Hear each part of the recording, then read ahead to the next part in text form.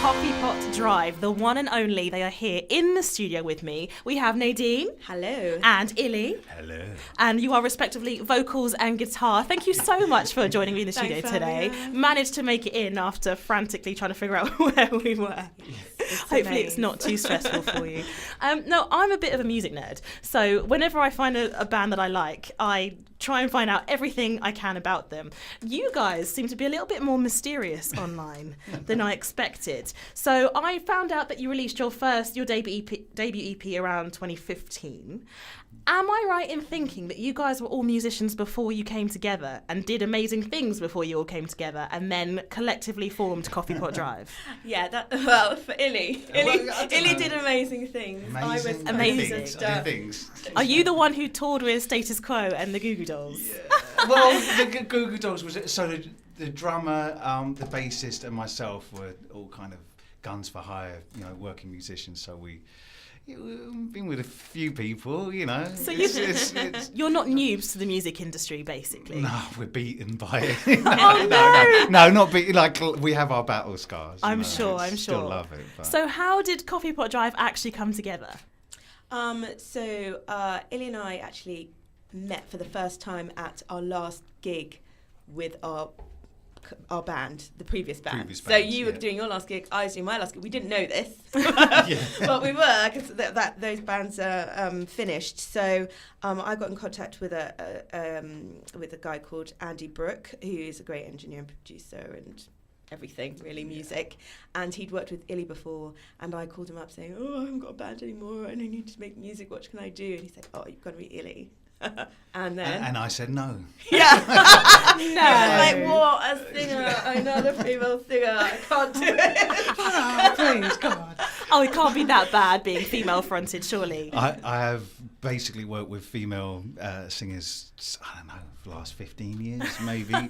And, the best one was busy, so no. Say the best for last, is what you're supposed to say. That was it. Sorry, best for last. There's definite true love here in the room, I'm sure, right? There's no beef. I'm not going to be the one responsible for the breakup of CoffeePot Drive. No, not today. No. So, of course, there's only two of you here today, but normally you're like a 7-piece band. So, 7 of us, yeah. Absolutely amazing. And I've seen you live. I don't think I've seen so much energy on stage in a really long time. And the thing is as well, Nadine, you're a fantastic front woman, but also I remember watching you, Illy, and as a guitarist, you do not shy away from being a showman either.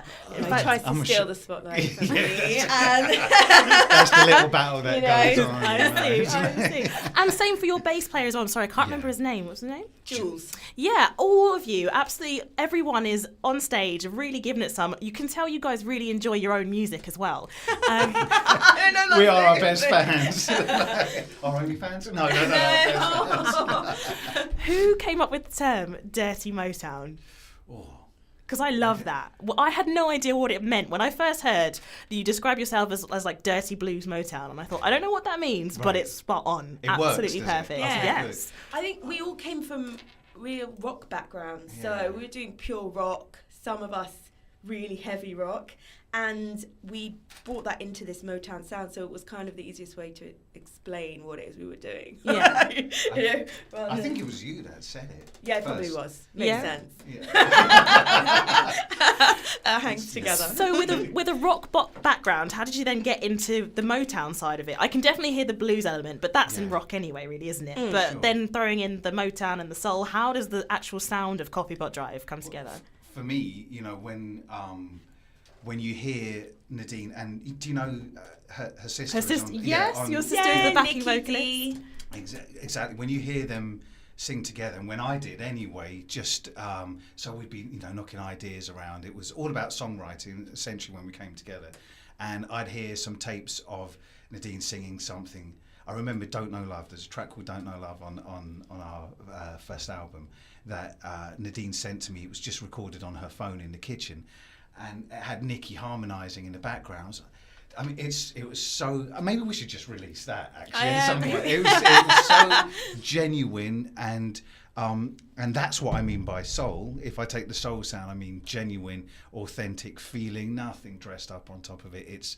It's coming straight from a deeper place, And that's, you hear it right there. So for us to have, when we built the band, to have lost that would have been a tragedy, I think. So for me, being the rock guy, if you like, hearing that, I thought, we've got to preserve it. Fair play. You know? And you just did what you did, didn't you? Yeah. I mean, that's just a Saturday morning in my house. Brilliant. It's always been that way. My other sister sings as well. She sang with us a couple of times. Oh yeah, Laura. Laura. So sometimes we are 8. Oh but yeah, the core of us is 7. And I grew up with loads of Motown soul music. That's what I grew up listening to.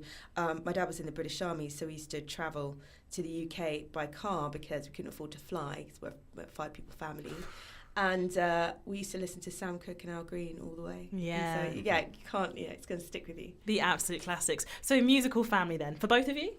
Yeah, absolutely. But mine's slightly different because I'm from Sri Lanka originally, and so if you ever get a chance to hear Sri Lankan baila music, it's the most beautifully cheesy music in the world.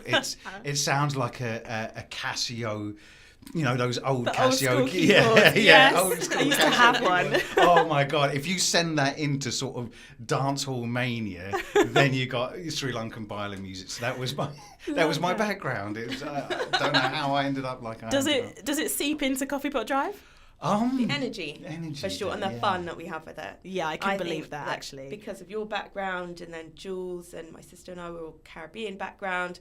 We've got that idea of fun and dancing and wanted to have a good time. And if you're from either of our cultures, you get more than 3 people in a room and it'll be a party. Yeah. So that's definitely true. So, how does the actual songwriting process happen then? Because again, 7 people, a lot of ideas, a lot of inspiration, which can be amazing, or could be possibly too many ideas knocking around. I don't know. How is it for you guys? Should I say? Yeah. It's somehow there's some delicate mystical balance, and it somehow works. Is really the truth of it.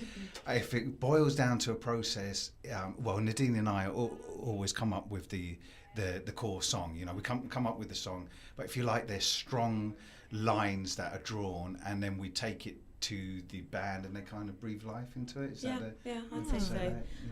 Illy and I write a lot unknowingly together. So I will write something and he'll write something, and then we'll go into rehearsal the next week and I'll be like, that matches what I've written. Yeah, and it happens so often, it's creepy. Okay, I think he's got a camera in my house. That's another story. I'm not quite sure where this interview is going to turn to. But that sounds like, I don't know, like divine intervention or something. Does that actually happen to people? It's happened so much now since we've been working together that I don't know. I'm used to it, but saying it again now, it's weird. It's strange. Both of us have written with so many people over the years, and it doesn't happen like that. It really doesn't. You can't say someone is the best, so a songwriter and has had 10 hit songs or whatever, go in and write with them, and a hit song's going to come out. It's not. It just, you might come up with nothing. Yeah. But with us, honestly, there have been times where we've sat down and been forced to write, which is another side of the business, if you like. You have to deliver so many songs by a certain time. That's not a problem. That's sort of 30 minutes work, if we want to get 3 songs out by the end of it. I mean, they will keep on writing, and the standard keeps on going up. Yeah, exactly. But the core of the song will come out like that, and it's freaky. That's weird. Absolutely amazing. Now let's talk a little bit more about your music, because like I said, your debut album came out 2015. Since then, it's now 2018. What's been going on since then, basically? Oh my God, when you put it like that. Yeah.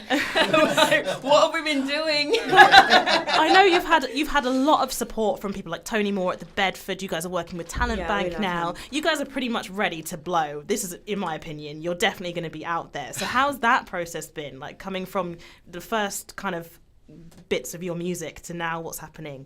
Shall I? Yeah. It's been tough. No, it's a crazy journey. So that album, if I try and put it in a timeline, that album we wrote very quickly and recorded very quickly, literally after weeks of being together, maybe a couple of months. And then we used it to introduce ourselves. But also we were growing massively at the same time. So it quickly it's not totally irrelevant at all. It still, you know, shows something towards who we are, but we are very different. And we were moving so quickly that we got into a position where we started to build up and recorded again. And then within 6 months, by the time the plan was together to release it, it was out of date again.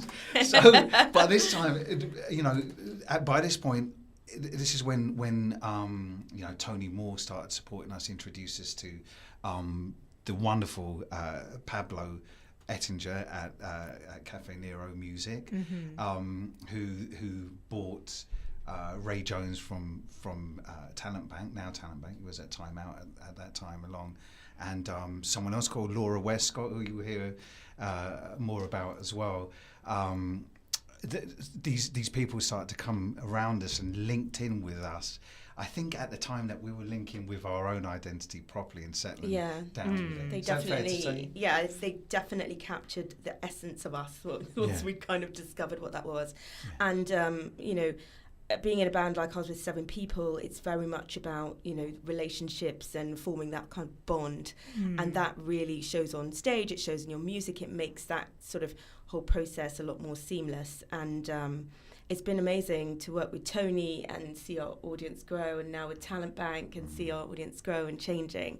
And it's had a really good effect on the band. It's only made us work harder and want to write more. And, I recently left my day job so I could concentrate solely on that's writing with you. That's a big step. That's a lot there. No, but that's amazing. Yeah. Can I ask what the job was, just out of curiosity? Yeah, I worked as a kind of a knowledge analyst researcher for a headhunter. So, it was a good job and I was earning good money, but it's not my passion. So, just that simple act of leaving, even though I haven't actually physically left yet, but just that thought, which then turned into a thing, has made all the difference. Yeah, but I mean, you have a clearly massive leap of faith in the band and in the music then. It's scary, or you think it's the right move? It's definitely the right move. I mean, if you're not going to, bet on yourself, then you can't expect anyone else to. No, yeah. And I 100% believe in it. I believe in these guys, and they, as a front woman of such a big band, they really prop me up. It's only a good thing to have more people. So yeah, I always see those singer-songwriters and I'm like, I could never. Yeah. Man, that's scary. It is. We know a guy at Talentbanq called Joe Slater. I don't know if you guys have met him yet. I've heard him. He's amazing, and he does what we do collectively. He goes and does out on his own. So it's quite brave. I love how you said that you released your first album a few years ago, but you've still been growing and finding your identity. Even though you write songs so quickly, it's not that you've just suddenly decided this is who we are straight away, which I think a lot of people kind of forget as artists that they have to actually develop. But I have to admit, from seeing you live and hearing you sound so together that I would have thought that would have been more of an instant process for you. The fact that you've still been growing this whole time kind of opened my eyes a little bit more. Do you know, there are many musicians out there who will they'll know what I'm saying. When you put together something, you think it's going to be wonderful on paper. You may even have the greatest session players in the world. It's weird. It's hard. You can't go by CVs in music, right? It's chemistry, and you've got to meet. And honestly, before we even played, especially, so I can remember the time when Nadine and I were sitting down with Jules and Chris, our drummer and bassist, and we didn't even have to play a note. We were sitting in a cafe and we were just talking about a few things. And they're this way as well. They just went, yeah, all right, we're in. And we were like, what? No, just carry on talking. Try and sell it to them. Come on. Very easy. It was like, we know. And immediately that's what it was. We just, it's so easy when you, it's so easy. Sorry, do you see how so easy. I love it. You can sit down with people, and sometimes when I don't know what to do, when I don't know where the next thing is going to come from, just play 3 chords. And the fact is that that all of this, every one of the 7 will just start doing something that will take it onwards. So we have what you're saying, we had it instantly, and we haven't stopped exploring it. You keep on pulling at that thing, and then you realise actually, yes, it comes to a point where anything and everything you touch is going to have that bit of you in it, and you don't know you're doing it, but you can't remove it. Yeah. So that's the golden bit. Almost like magic. Yeah. Amazing. So what is next for CoffeePot Drive then? In the immediate future, take over the world. Did you have to say that so sinister? We have a gig tomorrow at Camden Assembly. Please do come down as part of a Talentbanq gig. That's like the immediate thing, and that's always the day before a gig. That's all you can think about. So excuse me, but we've got loads of stuff coming up. We're going to be festivaling over the summer. We're going to be recording. That's a huge process for us. We're on the lookout for a new producer. That's going to be, it's quite hard to find somebody who can, take on the CoffeePot Drive in that way. I think we're going to be getting a little bit more out there. I know you said that you find it quite difficult to find out about CoffeePot Drive because it sounds pretentious to say we're underground, but we are. I mean, we have got that kind of, little sort of underground following, and you kind of have to know us, and it's all word of mouth. But we're sort of ready to branch out of London, branch out of the UK, and well, I'm very much looking forward to seeing what comes out next with you guys. Wandsworth Radio.